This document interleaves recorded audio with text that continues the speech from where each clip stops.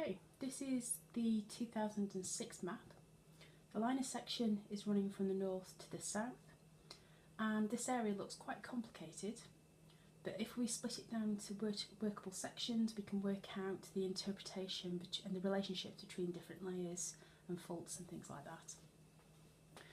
Well, first thing that I notice is that we've got two big faults near the northern end of the section. We have F2, which is running east-west, and it's got a little bit of a wiggle on it, and it's been cut across by F3 that has got a very big wiggle. That would suggest that F3 is closer to vertical and it is older than F2.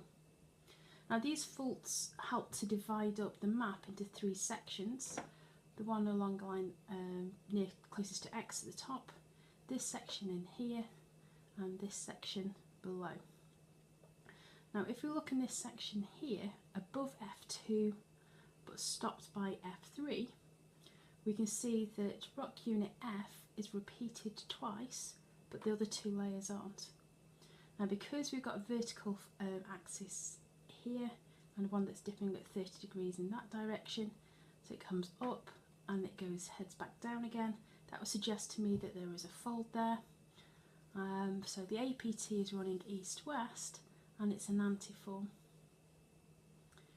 Now that's quite straightforward. So if we look below F2, we've got part of the section up here and some down at the bottom down here.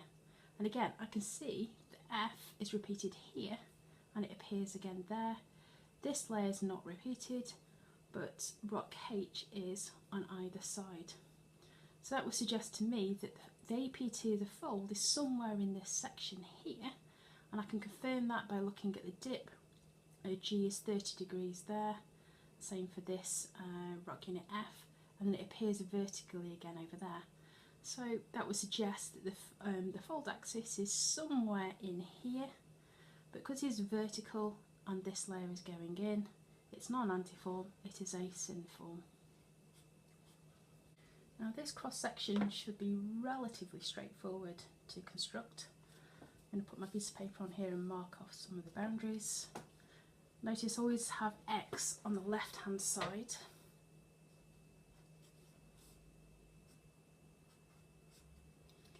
I'm going to put my faults in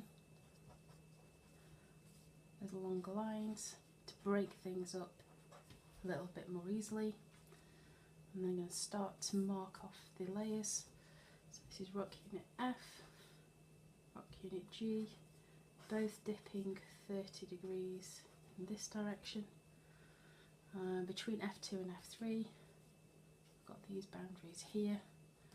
This is rock unit F, rock unit H, and rock unit F, and rock unit G in here.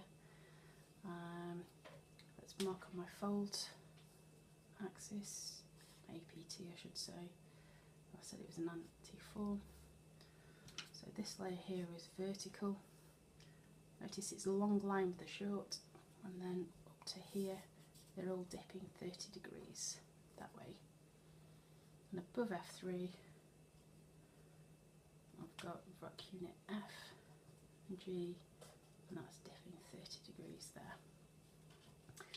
Okay, so I've got my information marked down on a scrap bit of paper. I need to work out the order in which I'm going to do things. Now I notice F2 and F3 all cut the fold, so I've got to put those in first. F2 is younger than F3, so I'm going to put in F2, F3, and I'm going to do the folded layers. And I'm likely to do this one first, and then this section, and the one underneath afterwards.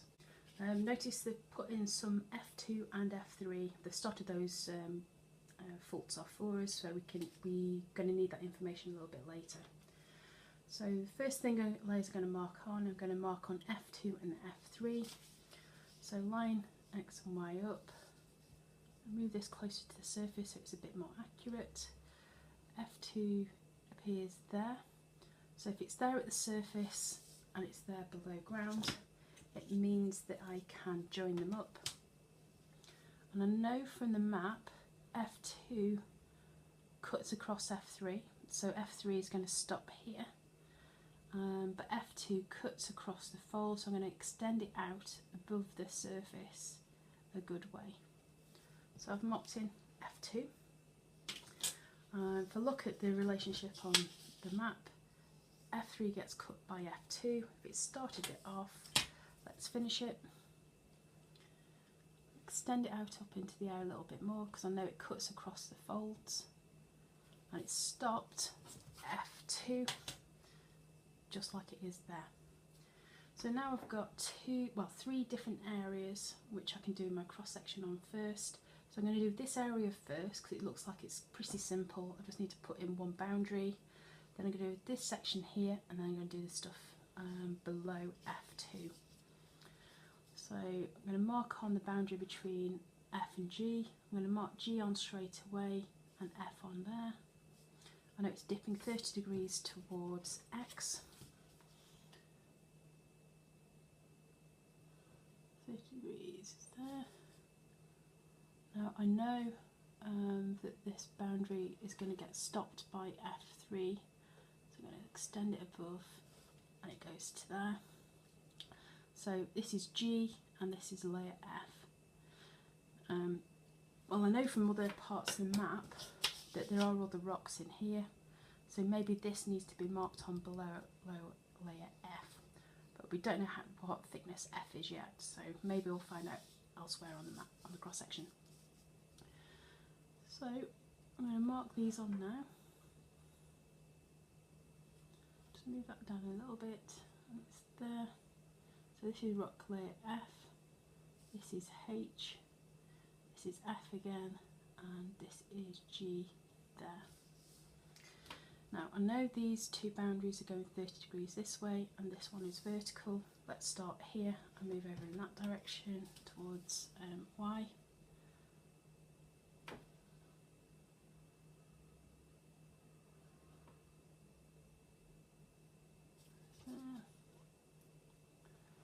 Extend it out above the land a little bit, but not too far yet, because I need to work out how these layers are going to join up, because I know that there's a fold there, an antiform.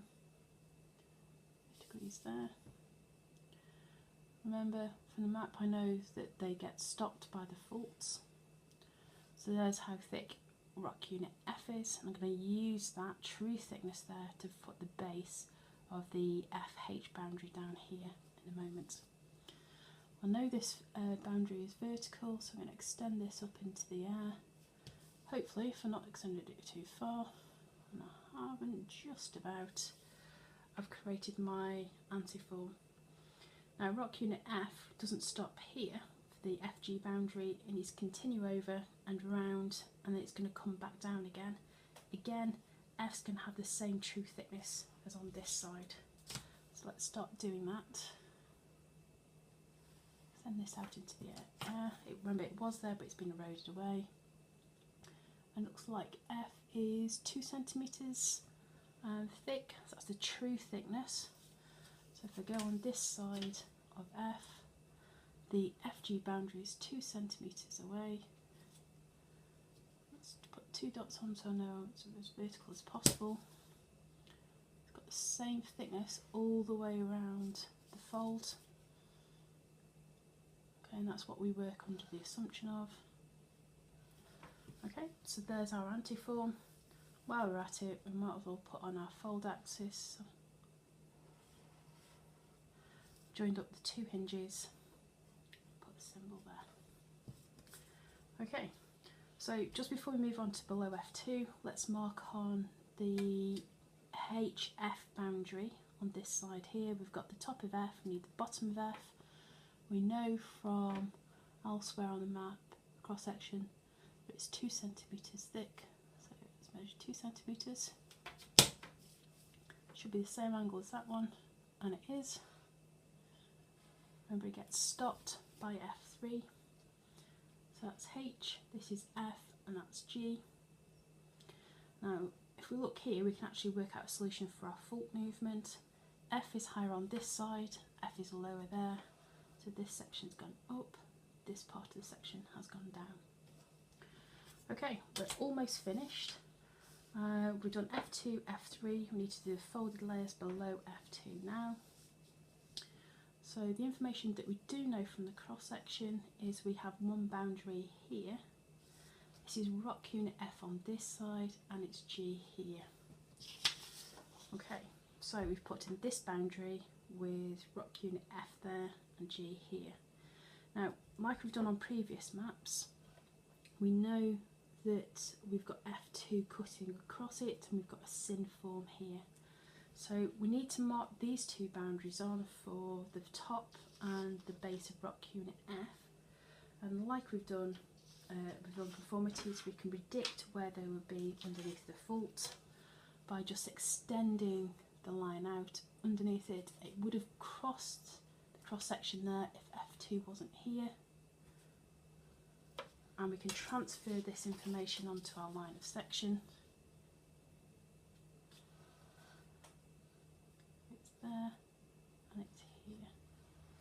So this is rock unit F in the middle. Okay, so we're really close to finishing now.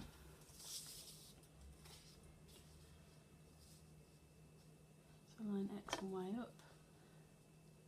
It's there and it hits there. And it's rock unit F in the middle. Now remember, on the map, that unit is vertical, so these two lines are going to come down a little way. I'm not going to extend them too far down just yet because I don't know what the rest is happening on elsewhere on the cross section. Okay, so those two lines are vertical. This one over here is 30 degrees towards X, so let's mark that one off.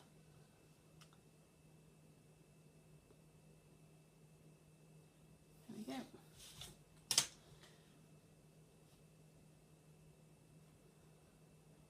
Would have been above the air, it's extended, it's going down here. Now, which of these two lines is it going to join to? Well, this is the FG boundary here, and this is also the FG boundary. So those two lines are going to join up, and we've got a fold. Okay, right, to finish it off, we need to make sure that this layer that we've got here goes down, and it's not going to continue going down, it's going to come back up to complete the fold. So I can extend this line a bit further down, and I'm going to measure this 1.8 centimetres. So let's make sure I've got the same thickness on this section. Slightly thinner than the stuff for the F2, but it's what information I've got. These two layers here don't want the same thickness. Let's try that again. Oh, I didn't measure that correctly. That's better. And further, that's going to join up with that one to around about there. Let's put our fold on.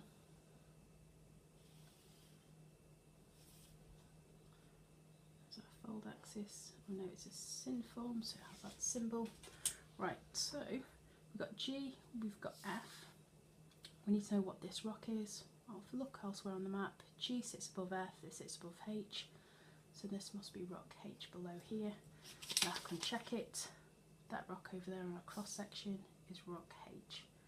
So that fits in overall.